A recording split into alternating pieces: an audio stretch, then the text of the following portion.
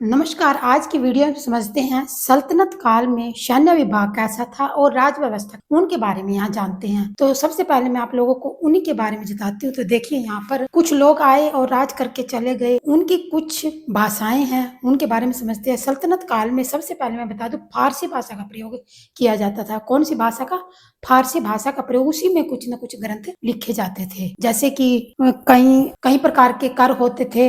खुम्स कर होता था, जकात कर होता था, खिराज होता था। इस प्रकार से बहुत से कर है और वो भाषा या शब्दावली क्या रही है उसके बारे में जानते हैं। तो सबसे पहले मैं आप लोगों को बता दूं, खास खेल। खास खेल क्या होता था? केंद्रीय सैनिक या स्थायी सेना।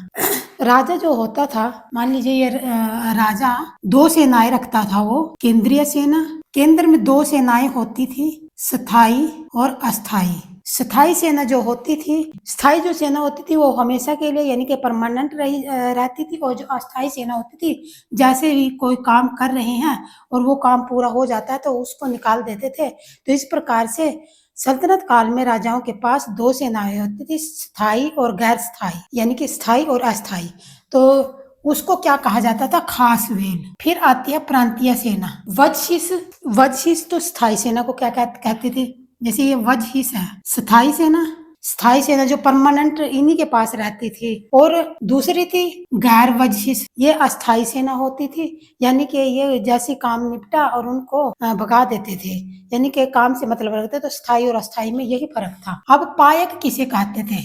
पायक। पायक कहते थे पैदल चलने वाले को। जो सैनिक पैदल पैदल चलते थे, कुछ तो घोड़ों पर चलते थे उस समय में, कुछ हाथियों पर भी शायद चलते थे, कुछ हाथियों पर चलते थे, कुछ घोड़ों पर चलते थे, कुछ पैदल चलते थे। जो पैदल सैनिक होते थे उनको पायक कहा जाता था।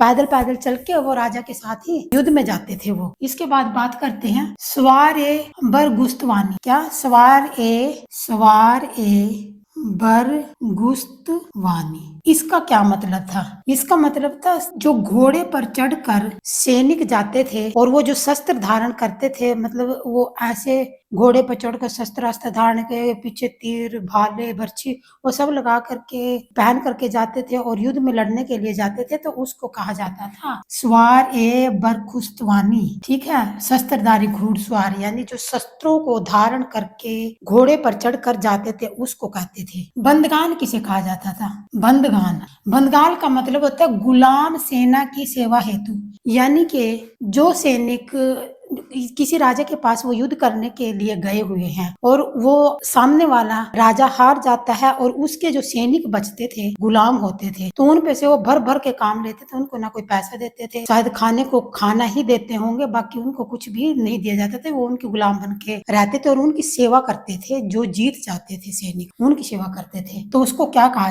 जाता था? बंदगान। मुशरिफ ए मुमालिक, इसका क्या मतलब होता था? महालेखाकार होता था, जो देश पर आय व्यय, कितना पैसा आ रहा है, कहाँ से आ रहा है, कहाँ पर खर्च हो रहा है, उसके बारे में पूरा डिटेल रखते थे, यानी महालेखाकार होते थे।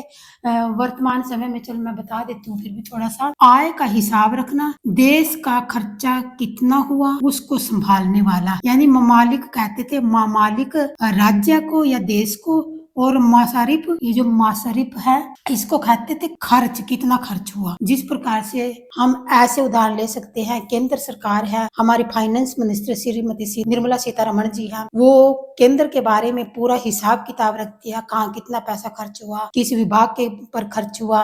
तो इस प्रकार से इसमें भी लेखा जोखा रखने वाले को महालेखाकार कहते थे। जो जितना भी देश की सेना पर कितना खर्चा हुआ, किसी और डिपार्टमेंट पर कितना खर्चा हुआ, वो सब का ध्यान रखने वाले को महालेखाकार कहते थे। अब अमीर हाजिब किसे कहते थे? अमीर हाजिब, जैसे कि सुल्तान से मिलने वाला कोई, सुल्तान से कोई व्यक्ति आकर मिलता है, यानी कि वो राजा है, तो वह ऐसे तो घुस नहीं जाएगा उसके शाही दरबार में, तो उसको कुछ परमिशन लेनी होती थी। तो जब वो परमिशन लेते थे तो जो बाहर कोतवाल वगैरह जो भी बंदे होते थे, वो उनकी पूरी जांच पड़ताल करते थे कि ये बंदा कैसा है, सही है या नहीं है।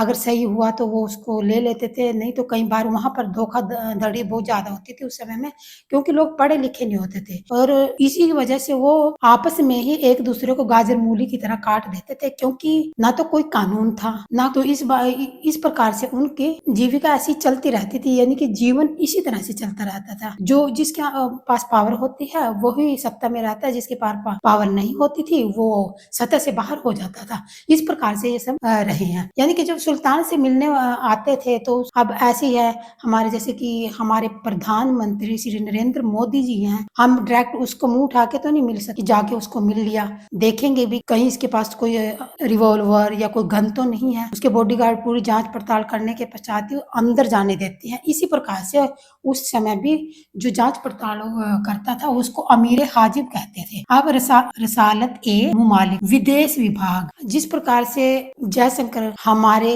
विदेश विभाग का कार्यभार संभालते हैं, इसी प्रकार से उस समय में भी होते थे और उसको क्या कहा जाता था, रसालत ए मुमालिक। अब आता है अमीर सादा, एक शहर या 100 गांवों का प्रशासनिक अधिकारी होता था। अमीर सादा उसे कहा जाता था। एग्जाम्पल के तौर पे बताती हूँ, जैसे कि ये एक जिला है, मान लीजिए ये जिला कुरुक्षेत्र है, ठीक है, तो इस जिले के आगे इस जिले में 6 मंडल हैं। मान लीजिए मैं सिर्फ एग्जाम्पल के तौर पे बता रही हूँ, जैसे कि थानेसर, लाडवा, बाबेन, इस्माइलाबाद, शाहाबाद, ठीक है ना, 1 2 3 4 5 6 मंडल है, जो इसके 6 भाग हो गए। अब यहाँ तो बैठेगा डीसी, ठीक है ना, जो कुरुक्षेत्र मेन है, और ये इसके ब्लॉक के ये हो गया डीसी बीडीओ, ठीक है ना, ये ब्लॉक को संभालते हैं। जैसे इसी प्रकार से क्या था, एक शहर के लिए अमीर सादा कहा जाता था ना, अमीर सादा एक शहर के लिए तो एक व्यक्ति होता था, यानी कि एक ही राजा। अगर मंडल के हिसाब से देखेंगे, कहने का भाव क्या है, ये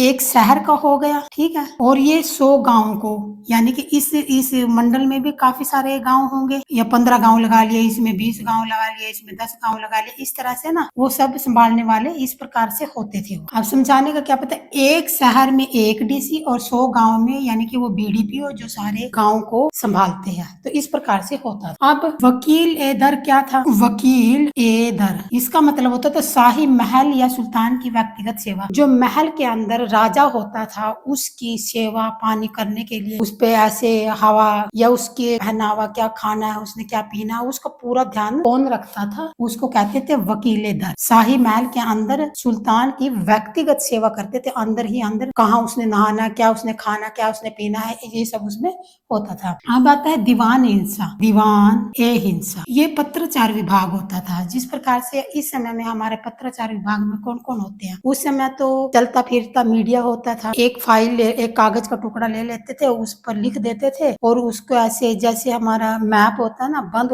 हो जाता है लकड़ी की तरह दोनों तरफ से, इस प्रकार से उस पर लिख देते थे, और वो पत्राचार करने के लिए पैदल पैदल या घोड़े पर एक शासक से दूसरे शासक तक पहुंचाता था, तो उसी को पत्राचार कहते थे। आज तो जगह जगह पर मोबाइल माइक लेके ऐसे पत्रकारिता करते हैं, तो उस समय में अब पत्रकारिता उसने पत्राचार था, यानी कि पत्राचार के अंदर लिख के और दूसरे राजा तक पहुंचाना, घोड़े पे या किसी पर भी उसको कहते थे दीवान ए हिंसा। अब दीवान ये सब तो मैंने थोड़ा सा समझाया आप लोगों को। कुछ कर भी होते थे उस समय में, वो कर कौन से होते थे, जैसे खुम्स कर देते हैं ना, टैक्स देते हैं, टैक्स की बात हो रही है यहाँ पर। तो खुम्स कर क्या होता था, जैसे कि अलाउद्दीन खिलजी यहाँ से लड़कर गया था दक्षिण भारत से, ठीक है ना, दक्षिण भारत से वो लड़के गया, यहाँ जो राजा हार गए थे तो वहां से उसको बहुत सी, मतलब कि उस राज्य को लूट लेते थे, जैसे कि सोना चांदी, गहने, आभूषण, खाने पीने की सामग्री भी होती थी, बहुत से ऐसे सामान होते थे जो वो लूट कर ले जाते थे, और उस लूटे गए सामान को क्या कहा जाता था, खुम्स कर कहा जाता था। और ये क्या करते थे, उसको जो कर आता था उसको बांट लेते थे, जैसे कि राजा के पास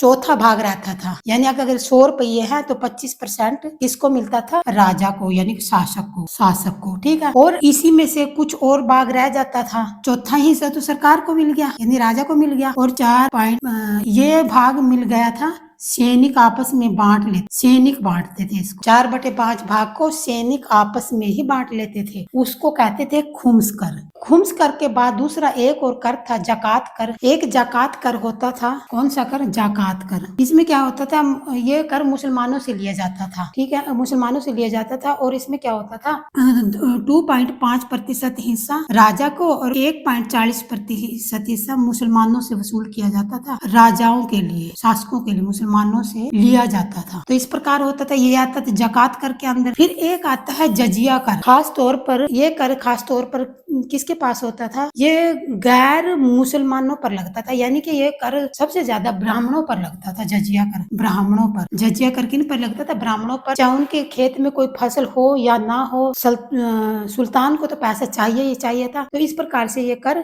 रहे हैं। एक खिराज कर लिया जाता था, खिराज टैक्स ही कह लो उसको, ठीक है। ये फसल